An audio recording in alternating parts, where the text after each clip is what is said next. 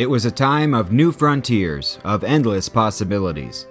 Fame, freedom, and fortune beckoned the brave from the boundless wide-open spaces to the west. And beginning in 1996, LEGO dove into this deep well of American history and mythology, coming back up with a goldmine of gunslingers, bandits, soldiers, and settlers. Hello again everyone, I'm Jamie, and welcome back to Trick Bricks. Today we begin Season 1 of our comprehensive Wild West Retrospective series, which will be split into two parts. The first focusing on the cowboy-centric sets, with Season 2 showcasing the wonderfully unique Native American sub-theme. Our first subject is 6799 Showdown Canyon, which was released in 1997, contains 75 pieces, and includes 4 minifigures. Original retail price in the US was $10. And it was actually 2 small sets bundled together, a horse-drawn wagon for the cowboys, and a wheel gun for the bandits. This makes it the perfect little set for kids since it offers an instant play scenario. The wheel gun is fairly straightforward, comprised mainly of 2 wagon wheels, a few plates, and 2 rifles. It's very similar to a polybag set that came out the previous year, the Bandit's wheel gun. One thing that's different though is this modified plate at the rear, which allows it to be hitched up to the wagon. So this could actually belong to the good guys or the bad guys, whoever you think needs it more. I'm a bit partial to the baddies in this theme because they all look so darn good and full of character. First up, we've got the most wanted criminal in Legoredo, Flatfoot Thompson. He instantly reminds me of Buford Mad Dog Tannen in Back to the Future 3, because you can just tell by looking at him that he's a few gallons short of a 10-gallon hat. Speaking of headwear, he's given a brown cowboy hat, which rests atop an excellent face print. Clearly, it's been a while since he's seen a dentist.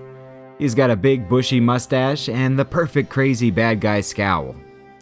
A black bandana is provided for him, which can be turned around for stick-em-up mode.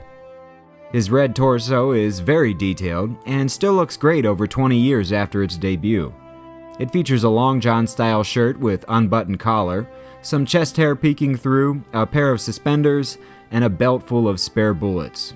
He stands on a pair of light gray legs, and as with every minifigure in this series, there is no alternate expression or rear torso printing. For accessories, he's got a revolver and a bundle of printed dynamite, which we'll see in nearly every Western set. Next up is Black Bart, Flatfoot's partner in crime. He was always my favorite as a kid because he didn't look crazy, he just looked bad. Morally, of course, because visually he looks great, dressed all in black with the exception of his cowboy hat. If we remove his bandana, we'll see that he's given an equally unique face print, with an even deeper scowl and bushier mustache. His hair is unkempt, and he has long sideburns framing his face.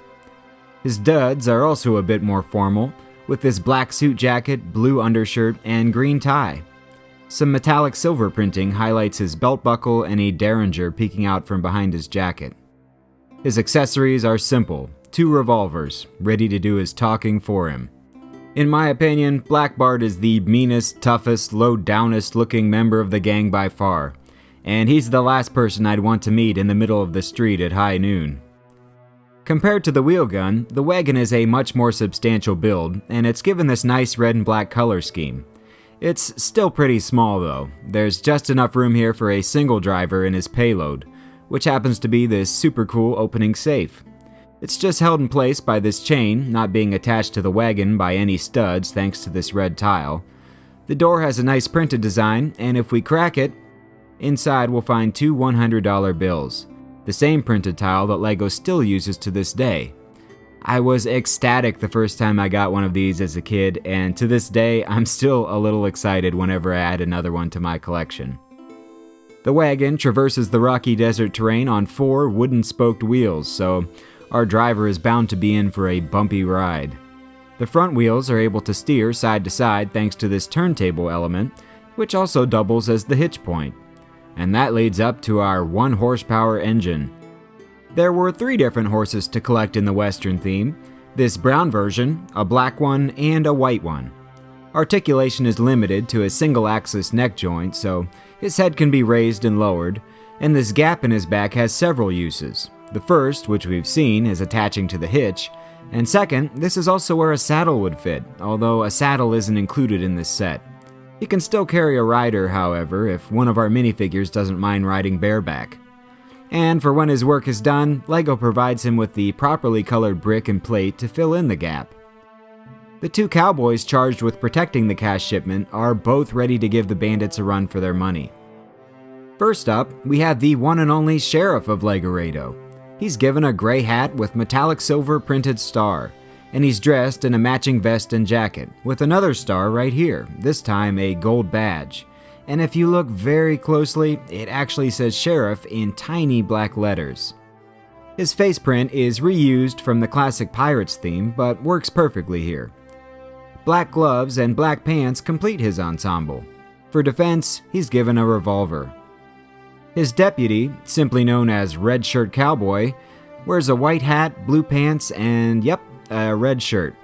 He also gets a nice leather vest with fringe detailing, and his face print is also repurposed, this time originating from the Ice Planet 2002 line of 1993. Instead of a revolver, his preferred method of defense comes in the form of a rifle. It's worth mentioning that both of the gun elements were brand new for the Western theme. And that about wraps it up. This is a great little starter set with good playability and displayability. If you fancy adding it to your classic LEGO collection, nowadays a used set will typically run you between $20 to $30, with sealed copies being close to or north of $60. I kinda wish I'd shelled out for a new set since the packaging doubles as this awesome canyon playscape. I may or may not be buying this set again in the future. Being a completist can be expensive, just FYI.